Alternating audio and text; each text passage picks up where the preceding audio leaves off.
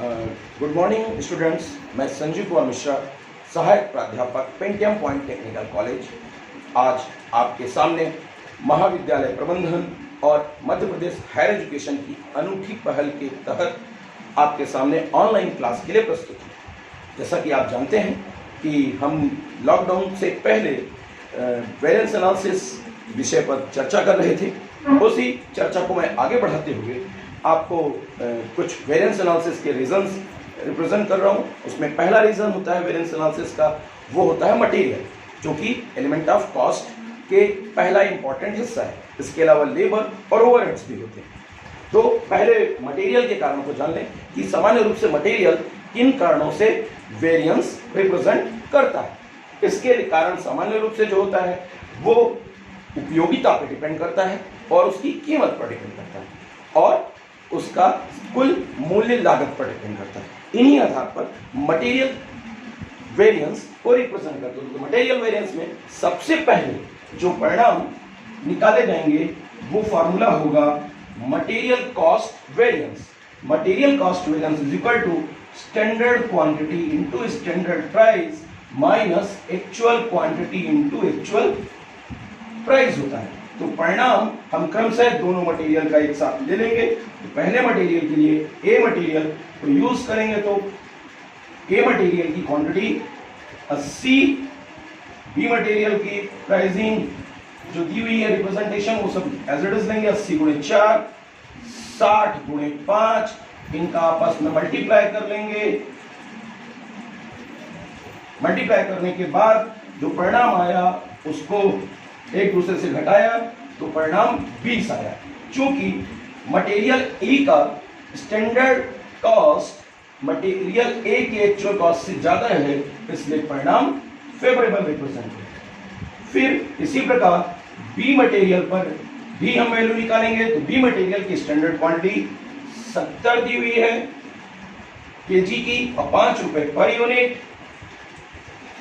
B material का actual cost जो दिया हुआ है वो 90 इंटू 4 दिया हुआ है। इसे भी एज इट इज मल्टीप्लाई करेंगे तो 70 गुणे 5 350, 90 गुणे 4 360। इस बार एक्चुअल कॉस्ट स्टैंडर्ड कॉस्ट से ज्यादा है, इसलिए परिणाम 10 एडवर्स आया और ग्रैंड टोटल इनका जो परिणाम होगा वो 10 फेवरेबल होगा। क्यों? क्योंकि 20 ए मटेरियल में हमारी परिकल्पना पॉजिटिव थी और बी मटेरियल में हमारी परिकल्पना निगेटिव हो गई, इसलिए हमारे परिणाम न्यूनतम हो। इसके बाद अगला वेरिएंस जो रिप्रेजेंट होता है वो मटेरियल प्राइस वेरिएंस होता है, अर्थात मूल्य में परिवर्तन के आधार पर। तो इसके लिए actual quantity into standard price minus actual price represent होता है। ए मटेरियल के लिए परिणाम रिप्रेजेंट किए जाएंगे तो एक्चुअल क्वांटिटी ए मटेरियल का जो दिया हुआ है वो 60 यूनिट दी हुई है। स्टैंडर्ड प्राइस 4 माइनस 5, 4 में 5 घटाया तो -1 आया। तो परिणाम घटाने पर -1 गुणे 60 यानी कि 7 माइनस में, तो जो माइनस परिणाम आ रहा है इसलिए इसे हम 60 एडवर्स लिखेंगे। इसी प्रकार बी मटेरियल के लिए परिणाम लिखे जाएंगे। तो बी मटेरियल का एक्चुअल कॉस्ट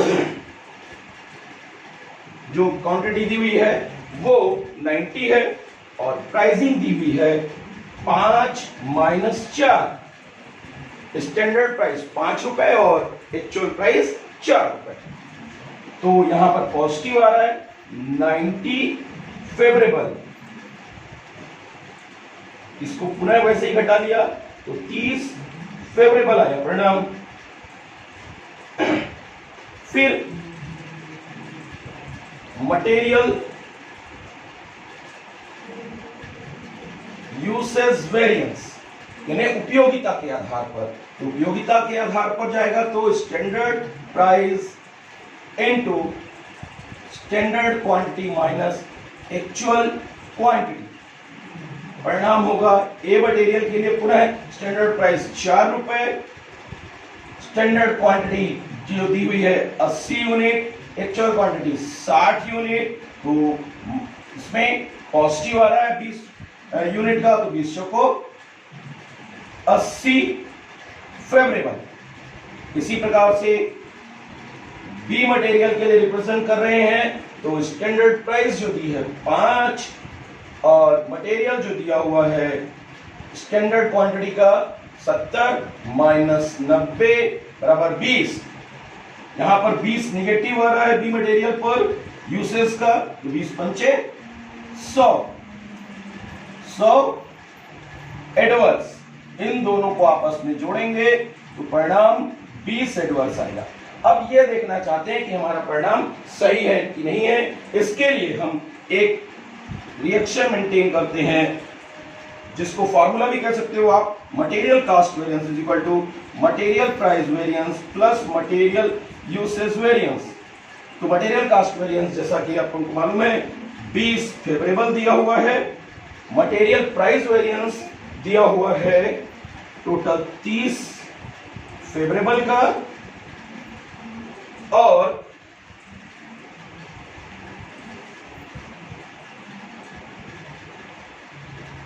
ये दिया है 20।